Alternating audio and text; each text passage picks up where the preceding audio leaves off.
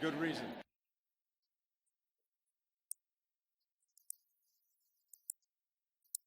Of the United States, by Secretary of State and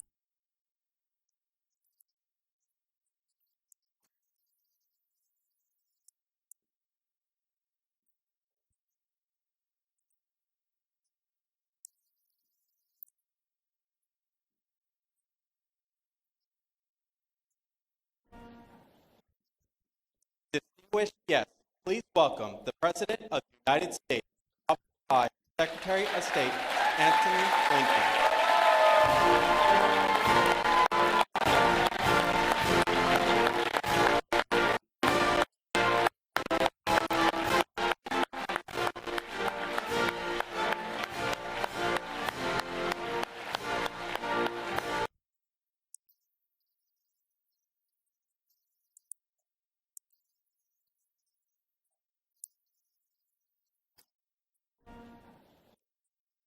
Distinguished guests, please welcome the President of the United States, by Secretary of State Anthony Blinken.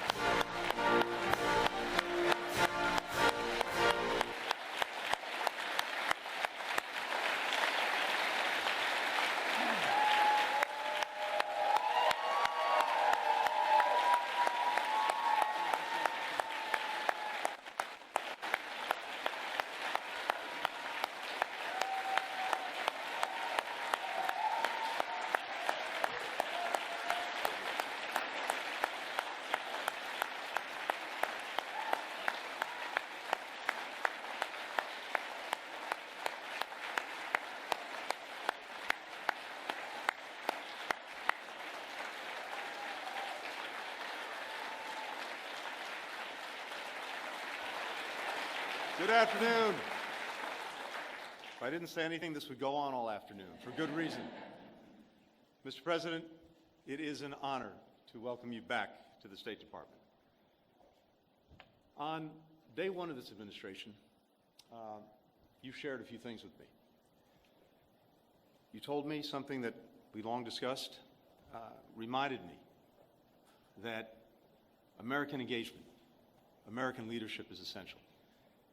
If we're not engaged, if we're not leading, you said, someone else is likely to be doing it, and probably not in a way that advances our interests or values. Or maybe no one's doing it, and then we're likely to have a vacuum filled with bad things before it's filled with good things.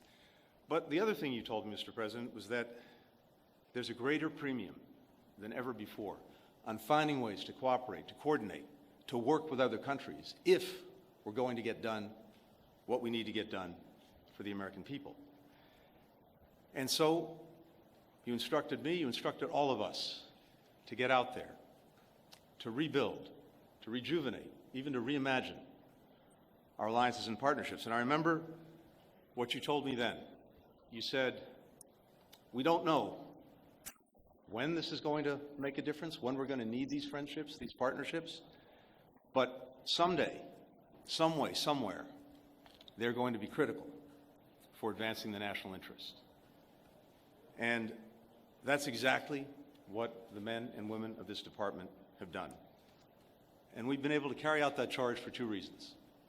First, the people you see before you, and so many others who are out in the field at our embassies and consulates. You said when you came here 4 years ago that the leadership of diplomats of every stripe doing the daily work of government is essential, and they proved it. That daily work has become nightly work, 24/7, 7 days a week, hammering out agreements, jumping into action in crisis, creating opportunities for our citizens around the world, producing expert advice for you and your team at the White House. Everyone here knows this work can be tough. It's often not very glamorous, but it makes us stronger. It makes the world a better place. And we simply couldn't do it without the extraordinary men and women that you have before us as well as our remarkable partners in government, starting with the great White House team led by Jake Sullivan, my friends and colleagues from across the administration, Secretary of Defense, Samantha Power at USAID, and so on. All of these partnerships that we built and built with their teams have made a difference. So to all of my colleagues, thank you. Thank you for your friendship. Thank you for your partnership. There's one other reason that we've been able to re-engage and rejuvenate our diplomacy. Mr. President, that's you. You have never wavered in the conviction that when America leads, when America engages, there is little we cannot accomplish, and that this country remains a force for good, a force for progress around the world. Your unshakable belief in the promise of America has inspired me for more than 20 years. It's inspired so many people in this department and around the world. Simply put, it's been the privilege of my lifetime to work for you, to work with you, to work with this extraordinary team that you've assembled. And it's the honor of a lifetime to be able to introduce, one more time, the 46th President of the United States, Joe Biden.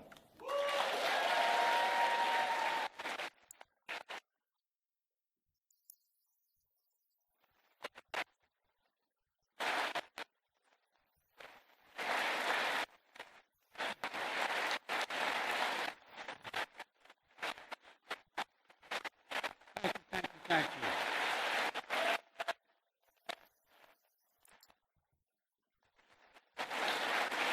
Thank you.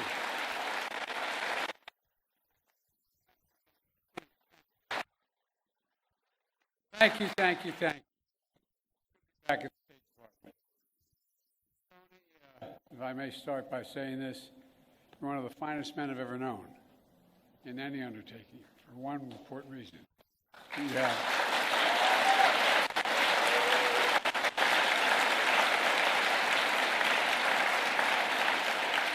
You're not only brilliant, you have incredible character.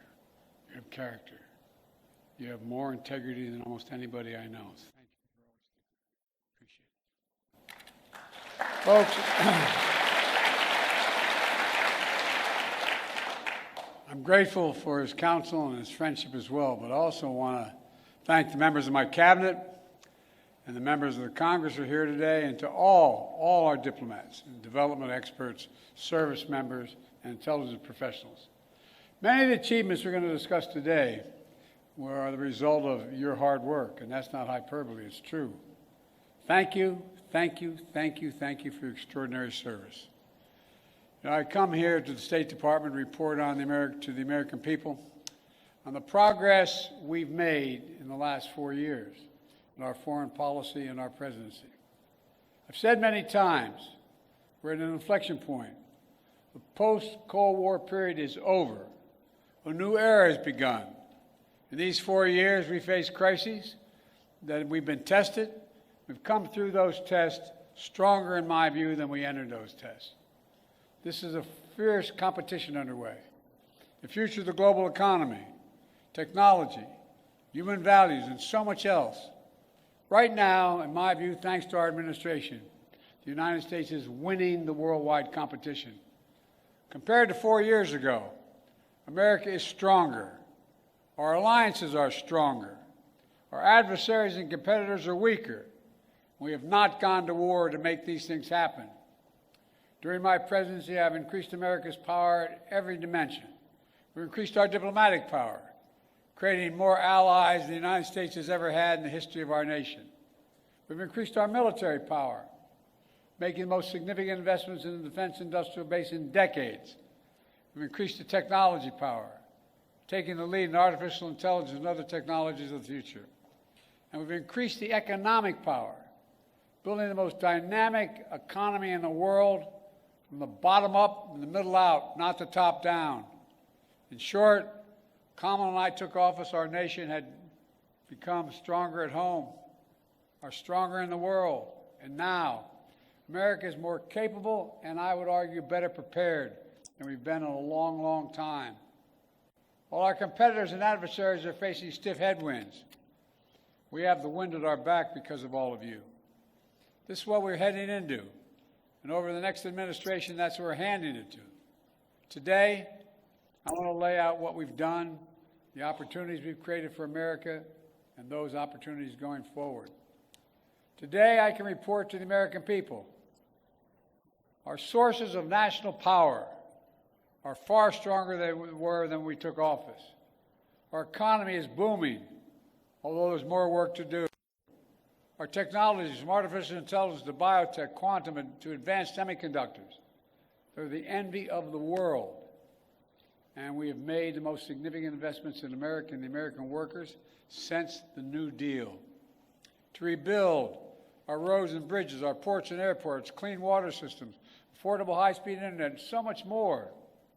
To build American manufacturing, to make advanced semiconductors, which we invented here at home.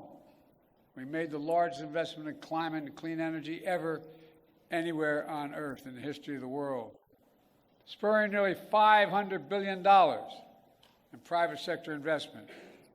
We've also significantly strengthened the defense industrial base, investing almost $1.3 trillion in procurement and research and development. In real dollars, that's more than America did in any four-year period during the Cold War. This is going to ensure that we're fully equipped to fight and win wars, which is also the best way to deter wars in the first place. Today, I can report to the American people our alliances are stronger than they've been in decades. NATO is more capable than it's ever been, and many more of our allies are paying their fair share. Before I took office, 9 NATO allies were spending 2% of their GDP on defense. Now 23 are spending 2%. And look at the Indo-Pacific. We've made partnerships stronger and created new partnerships to challenge China's aggressive behavior and to rebalance power in the region. We did it, what few thought was possible, to build the first ever trilateral partnership between the United States, Japan, and South Korea. Then another among the United States, Japan, and the Philippines, drawing closer our Pacific allies to defend our shared security and prosperity. We brokered a defense pact known as AUKUS among the United States, Australia, and the United Kingdom, connecting the Atlantic and Pacific allies as only America is able to do. And we've taken the Quad to the next level. The United States, Japan, Australia, and India. When we had that first meeting, I was dumbfounded when they all called and said, "Can we do this at your house?" I think I'm kidding. My wife said, "No problem." It was during the UN meeting, and we thought we were going to do it in New York, but they wanted to do it in Delaware. I said, "Why?" He said, "We can now, then people will know we're really friends." Our democracy, with vibrant economies, working closely, security, supply chains, technology, and so much more. In the Red Sea, we brought together more than 20 countries to protect civilian ships from attack by the Houthis, defending freedom of navigation, one of the world's busiest waterways. And we have strengthened partnerships all across the Americas, defending democracy, targeting corruption, addressing migration, increasing prosperity, and protecting Amazon rainforest, which captures billions of tons of carbon from the atmosphere every year. Overall, we've reinvigorated people's faith in the United States as a true partner. Today, I can report to the American people, our adversaries are weaker than were when we came into this job 4 years ago. Just consider Russia. When Putin invaded Ukraine, he thought he'd conquer Kyiv in a matter of days. But the truth is, since that war began, I'm the only one that stood in the center of Kyiv, not him. Putin never has. Think about it.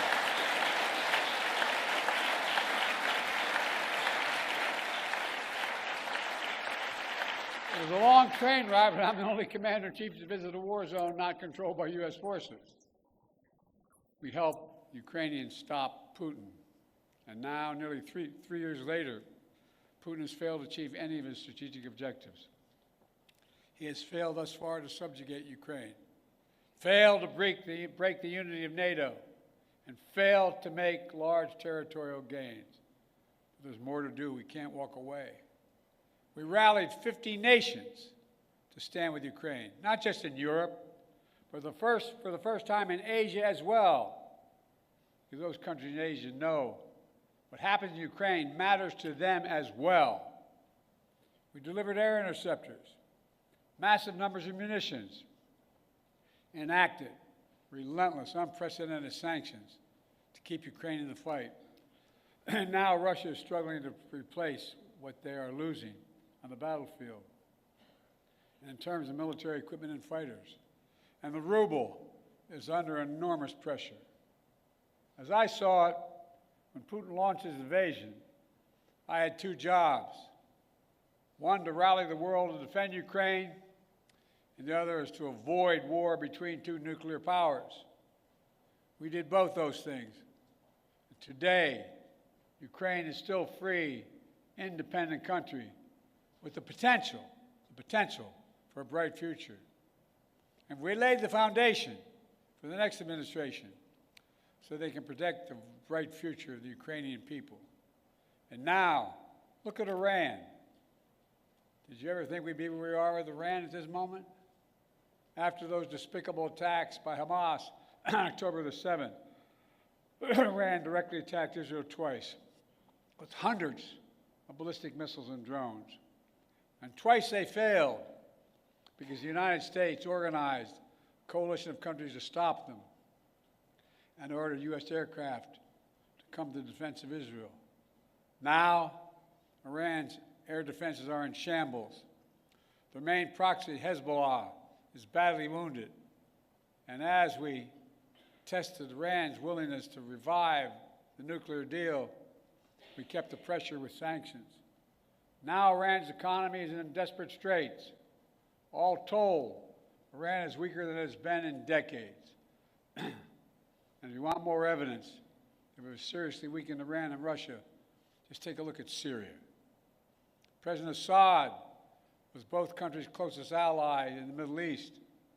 Neither could keep him in power. Quite frankly, neither really tried very hard.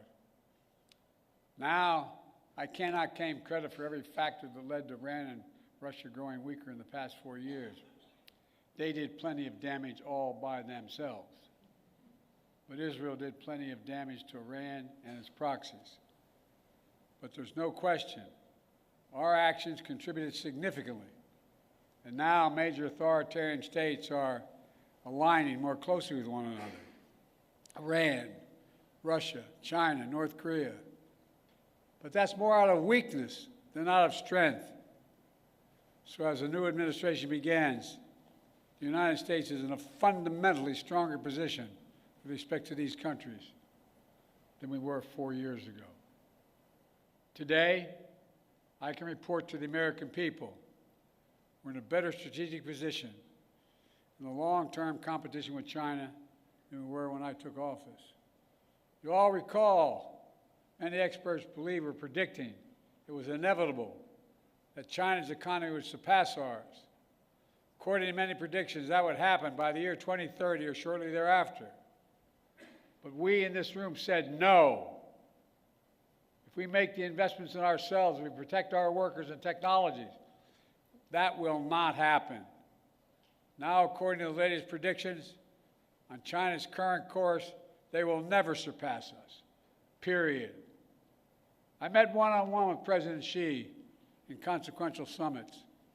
He and I have always been direct and straightforward with each other. I made it clear we expect China and everyone to abide by the international rules.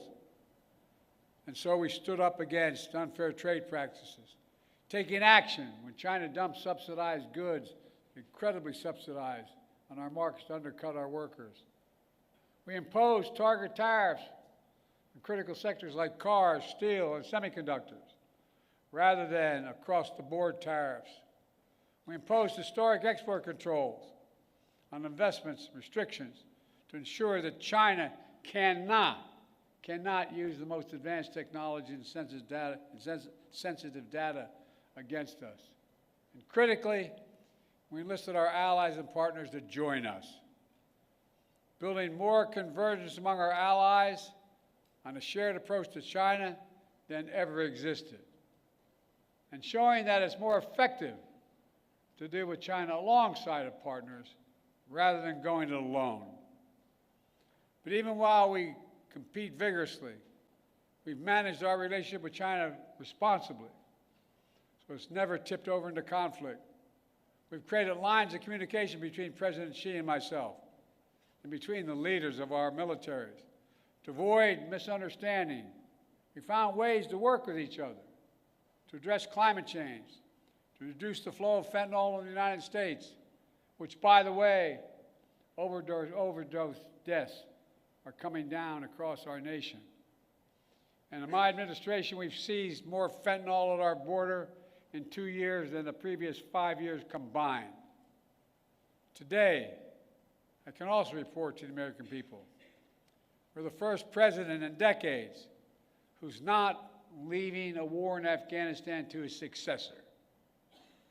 But we've got bin Laden during the Obama-Biden administration. The primary objective of war had been accomplished.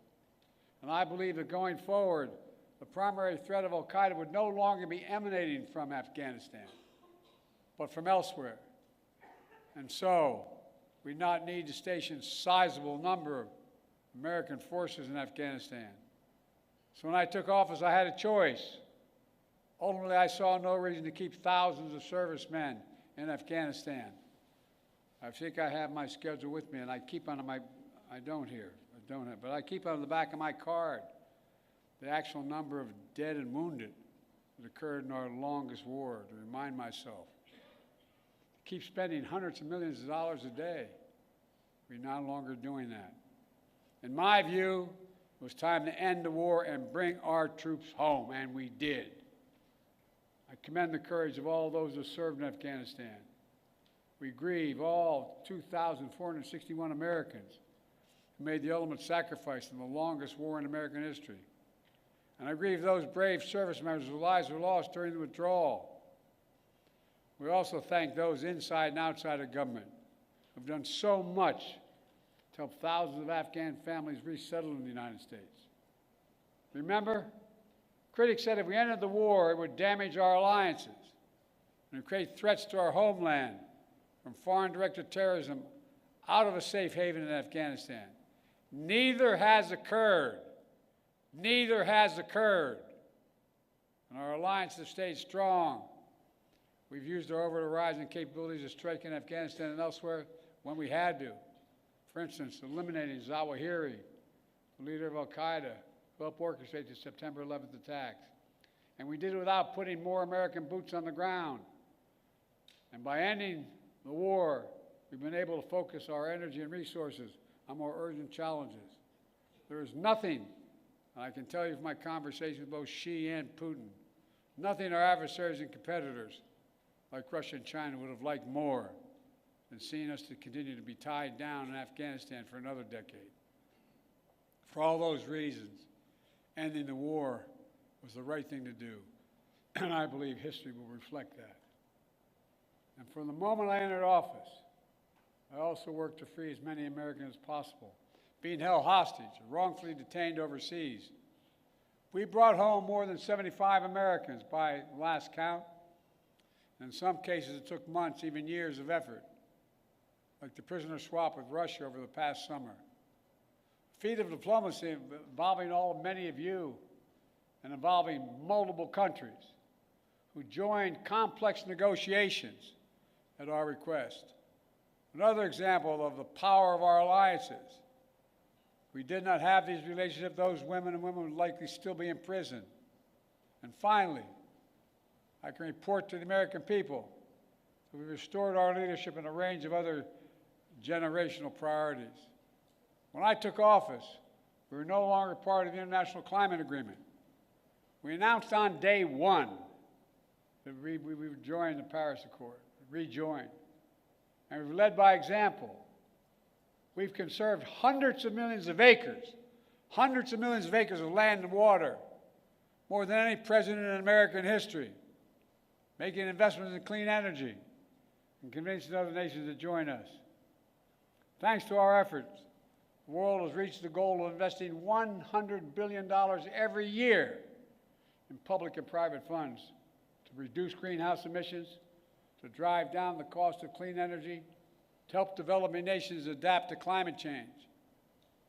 Our administration has launched a transformative initiative to build high-impact infrastructure in developing nations. It's called PGI. You all know that better than anyone. This is our alternative to what China offers with its massive projects across Africa and beyond. But their approach features no workers' rights, no environmental protections, unmanageable debt, shoddy construction, all in exchange for military access to ports and other exploitative purposes. By contrast, we've leveraged $600 billion and unleashed the private sector to build an infrastructure in order to grow economies and combat climate change. As an example, I was recently in Angola to see a major project being built with the help of American public funding, which brought in even more private investment. We're building the first ever transcontinental railroad across Africa. It will significantly improve the economies of the region. Will help farmers transport crops in new global markets. Will transport critical minerals that are needed for electric vehicles and semiconductors. China used to control the supply chains in these materials, but not for long. Now, make no mistake, there are serious challenges the United States must continue to deal with. In Ukraine, in the Middle East, in the Indo-Pacific, must keep the pressure on the Houthis, who are attacking ships in the Red Sea, launching missiles at Israel, and firing at American forces. Must deter North Korea as they rattle their saber and draw closer to Russia. And new challenges will certainly emerge in the months and years ahead. But even so, it's clear, my administration is leaving the next administration with a very strong hand to play. And we're leaving them in America with more friends and stronger alliances, whose adversaries are weaker and under pressure. An America that once again is leading, uniting countries, setting the agenda, bringing others together behind our plans and visions. An America which is no longer at war, which has made historic investments in American workers, American energies, American factories, generating the strongest economy in the world, which is now in a much better position to win the future against any competitor. These wins are not partisan. They're American.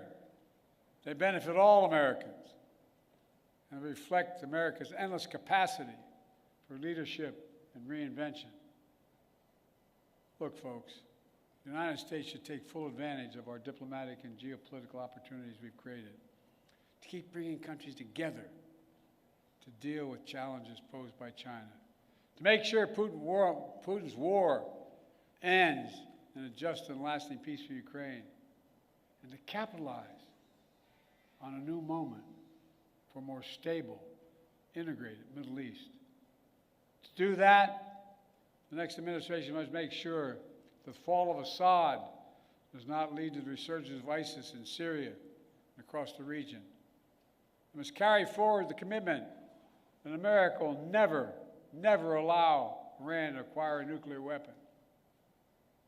And on the war between Israel and Hamas, we're on the brink of a proposal that I laid out in detail months ago, finally coming to fruition. I have learned in many years of public service to never, never, never, ever give up. So I spoke to Prime Minister of Israel yesterday. I spoke to Emir of Qatar today. I look forward to speaking with President Sisi soon. We're pressing hard to close this. The deal we have structured would free the hostages, halt the fighting, provide security to Israel, and allow us to significantly surge humanitarian assistance to the Palestinians who've suffered terribly in this war that Hamas started. They've been through hell. So many innocent people have been killed. So many communities have been destroyed. The Palestinian people deserve peace and the right to determine their own futures.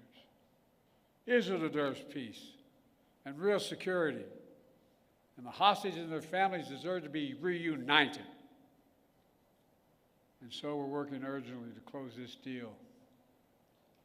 And as we deal with immediate challenges, in my view, we have to look to the future. I urge the next administration to carry forward two issues that have been central to my presidency and which shape the future, in my view. On artificial intelligence, we are in the lead, and we must stay in the lead. We must not offshore artificial intelligence, as we once did with computer chips and other critical technologies. AI has the power to reshape economies, governments, national security, entire societies.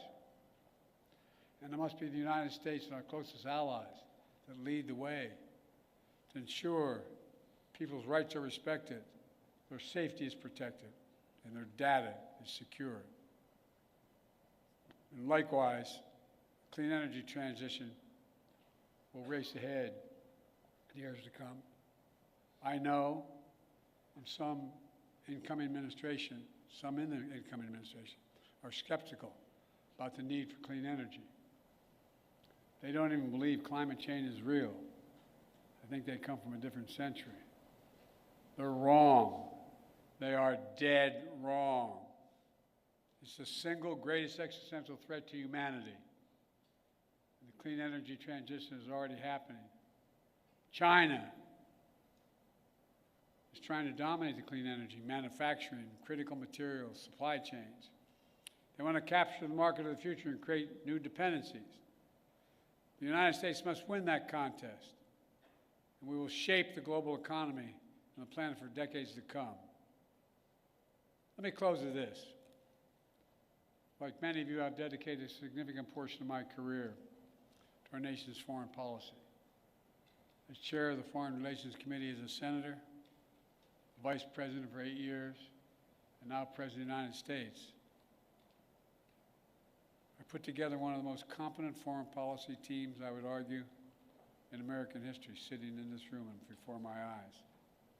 Throughout my career, the world has undergone tremendous change. But certain things have always held true. At our best, America leads not only by the example of our power, but the power of our example.